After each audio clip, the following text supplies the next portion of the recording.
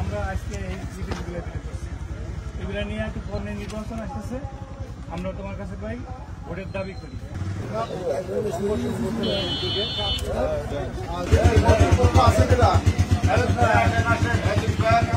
পক্ষে তারেক রহমানের পক্ষে এবং এস.এম. জিলানী ভাই নির্বাচন করবেন।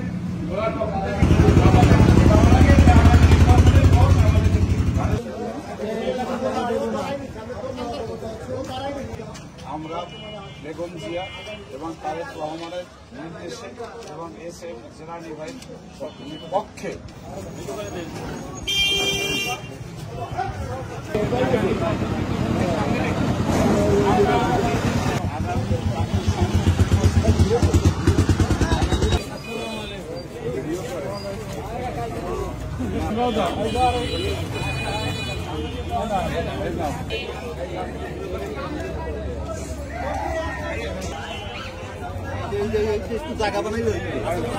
বাংলাদেশে আগামী জাতীয় সংসদ নির্বাচনকে সামনে রেখে দেশনেত্রী বেগম খালেদা জিয়ার নির্দেশে তারেক রহমানের শুভ আগমন উপলক্ষে সারা বাংলাদেশে এই যে আমরা যে নির্বাচনী প্রচার অভিযান শুরু করেছি, এই লিফলেটের মাধ্যমে আমরা সারা দেশের জনগণের কাছে অর্থাৎ তৃণমূল পর্যন্ত আমরা এই ভোটের আহ্বান পৌঁছে দেওয়ার জন্য আমরা মাঠে নেমেছি।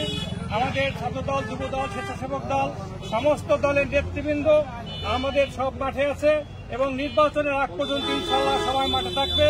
আমাদের কোটালীপাড়া টুঙ্গিপাড়া নির্বাচনী এলাকায় আমাদের এস.এম. জিলানী বাংলাদেশ স্বেচ্ছাসেবক দলের সভাপতি, উনি আগামী সংসদ নির্বাচন কোটালীপাড়া টুঙ্গিপাড়াতে করবেন। এই কোটালীপাড়া টুঙ্গিপাড়া নির্বাচনী এলাকার সমস্ত জনগণকে আমরা ধানের শেষে ভোট দিয়ে এস.এম. জিলানীকে প্রচুর ভোটে নির্বাচিত করে কোটালীপাড়া টুঙ্গিপাড়া নির্বাচনী এলাকার উন্নয়ন অব্যাহত রাখার জন্য আমরা সবাইকে অনুরোধ করছি।